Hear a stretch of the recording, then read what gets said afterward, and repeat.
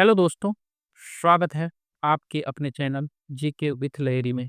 दोस्तों, आज के वीडियो में 20 अति महत्वपूर्ण प्रश्न लेकर आया हूँ, जो सभी प्रतियोगी परीक्षाओं के लिए बहुत ही उपयोगी साबित होगा। तो आपसे अनुरोध है कि इस वीडियो को अंत तक जरूर देखें। तो शुरू करता हूँ आज का पहला प्रश्न। आज का पहला प्रश्न है, नमक सत्याग्रह किस वर्ष में प्रारंभ हुआ था?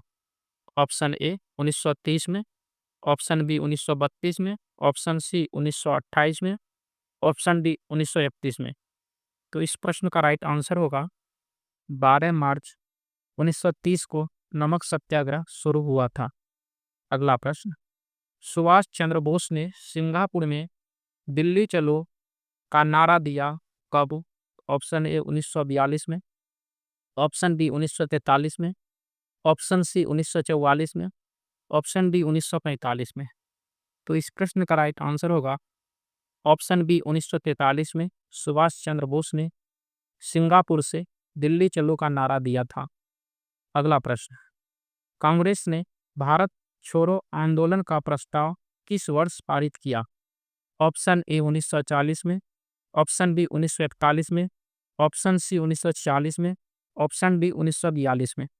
तो इस प्रश्न का राइट आंसर ऑप्शन डी 1942 में कांग्रेस ने भारत छोड़ो आंदोलन का प्रस्ताव पारित किया था। अगला प्रश्न, कांग्रेस का 1929 का अधिवेशन जिसमें पूर्ण स्वराज का लक्ष्य घोषित किया गया था, कहां पर हुआ था? Option A Mumbai, option B Calcutta, option C Lahore, option D Madras. तो इस प्रश्न का राइट आंसर होगा ऑप्शन सी लाहौर में कांग्रेस ने 1929 ईस्वी के अधिवेशन में पूर्ण स्वराज की मांग की थी।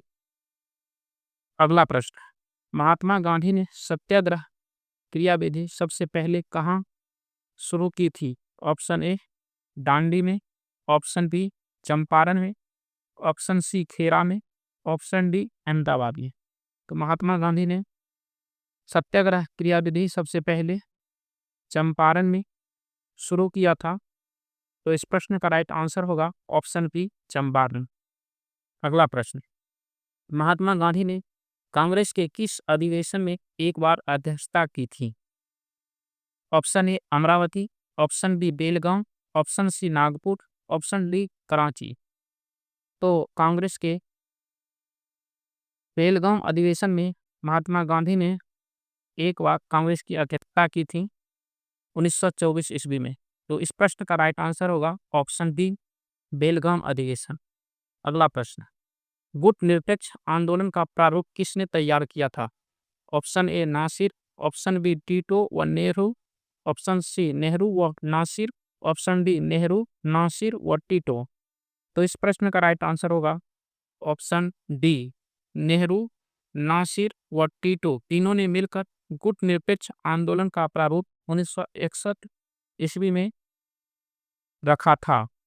तो अगला प्रश्न, लीग ऑफ नेशंस की स्थापना कहाँ हुई थी? वेनिस में, हेग में, न्यूयॉर्क में, जेनेवा में। तो इस प्रश्न का राइट आंसर होगा ऑप्शन डी जेनेवा में लीग ऑफ नेशंस की स्थापना 1920 ईस्वी में हुई थी। अगला प्रश्न, भारत में योजना आयोग की स्थापना कब हुई थी? ऑप्शन ए 1948, 1950, 1952, 1955। तो भारत में योजना आयोग की स्थापना 15 मार्च 1950 को हुआ था। अब योजना आयोग की जगह नीति आयोग बन गया है। अगला प्रश्न, संविधान में मूल कर्तव्यों की संख्या कितनी है? Option A 10, option B 11, option C 12, option D 9। तो इस प्रश्न का राइट आंसर होगा ऑप्शन बी 11। संविधान में मूल कर्तव्यों की संख्या 11 है। अगला प्रश्न, भारतीय राष्ट्रीय कांग्रेस का गठन कब हुआ था? Option A 1875, option B 1880, option C 1885, option D 1890। तो इस प्रश्न का राइट आंसर होगा ऑप्शन सी 1885।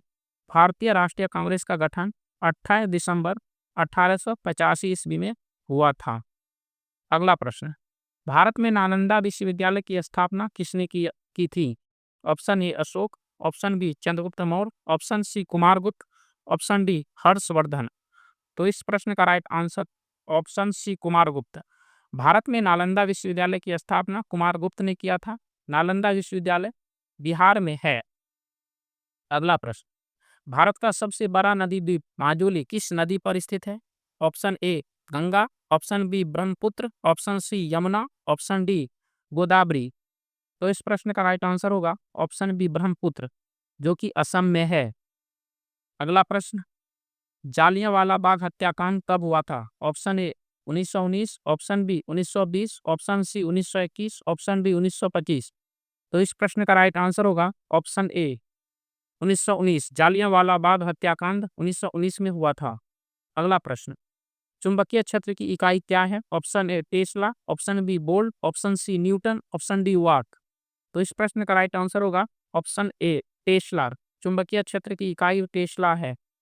अगला प्रश्न, भारतीय रिजर्व बैंक की स्थापना कब हुई थी? Option A 1935, option B 1947, option C 1950, option D 1960। तो इस प्रश्न का राइट आंसर ऑप्शन ए 1935। भारतीय रिजर्व बैंक की स्थापना 1935 ईस्वी में हुई थी। अगला प्रश्न, भारत में पंचवर्षीय योजना का शुभारंभ कब हुआ था? 1950, 1951, 1952, 1953। तो इस प्रश्न का राइट आंसर होगा ऑप्शन बी 1951। भारत में पंचवर्षीय योजना का शुभारंभ 1951 ईस्वी में हुआ था। अगला प्रश्न, भारत में संसदीय प्रणाली किस देश से ली गई है? Option A America, option B Britain, option C France, option D Germany. तो इस प्रश्न का राइट आंसर होगा ऑप्शन बी ब्रिटेन से। भारत में संसदीय प्रणाली ब्रिटेन से ली गई है। अगला प्रश्न, अशोक का प्रसिद्ध शिलालेख किस लिपि में लिखा गया? Option A Brahmi, option B Devanagari, option C Kharoshthi, option D Pali. तो इस प्रश्न का राइट आंसर होगा ऑप्शन ए ब्राह्मी। अशोक का प्रसिद्ध शिलालेख ब्राह्मी लिपि में लिखा गया है। अगला प्रश्न, गंगा और यमुना नदी कहाँ का संगम होता है? Option A Varanasi, option B Prayagraj, option C Patna, option D Haridwar. तो इस प्रश्न का राइट आंसर होगा प्रयागराज। गंगा और यमुना नदी का संगम प्रयागराज में होता है। अगला प्रश्न, सबसे बड़ा ग्रह कौन सा है? Option A Brihaspati, option B Prithvi, option C Uranus, option D Shukra. तो इस प्रश्न का राइट आंसर होगा ऑप्शन ए बृहस्पति। अगला प्रश्न, पृथ्वी पर दिन और रात होते हैं। ऑप्शन ए दैनिक गति के कारण, ऑप्शन बी वार्षिक गति के कारण, ऑप्शन सी छमाही गति के कारण, ऑप्शन डी तिमाही गति के कारण। तो इस प्रश्न का राइट आंसर होगा ऑप्शन ए दैनिक गति के कारण पृथ्वी पर दिन और रात होते हैं। अगला प्रश्न, हड़प्पा सभ्यता की खोज किसने की थी? Option A Dayaram Sahni, option B Rakhal Das Banerjee, option C M Vats, option D इनमें से कोई नहीं। तो इस प्रश्न का राइट आंसर होगा ऑप्शन ए दयाराम साहनी ने हड़प्पा सभ्यता की खोज की थी। थैंक्स।